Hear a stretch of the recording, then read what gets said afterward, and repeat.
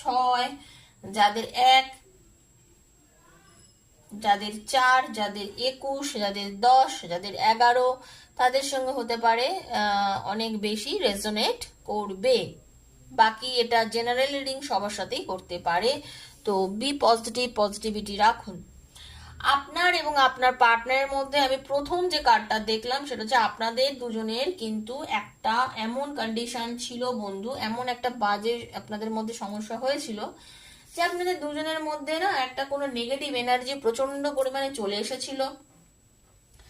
আপনাদের দুজনের এই আপনাদের দুজনের এই যে মিষ্টি মধুর সম্পর্কের মধ্যে কেউ ঢুকে গিয়ে আপনাদের মানে সম্পর্কটা না সাডেন একটা চেঞ্জ হয়ে গেছিল।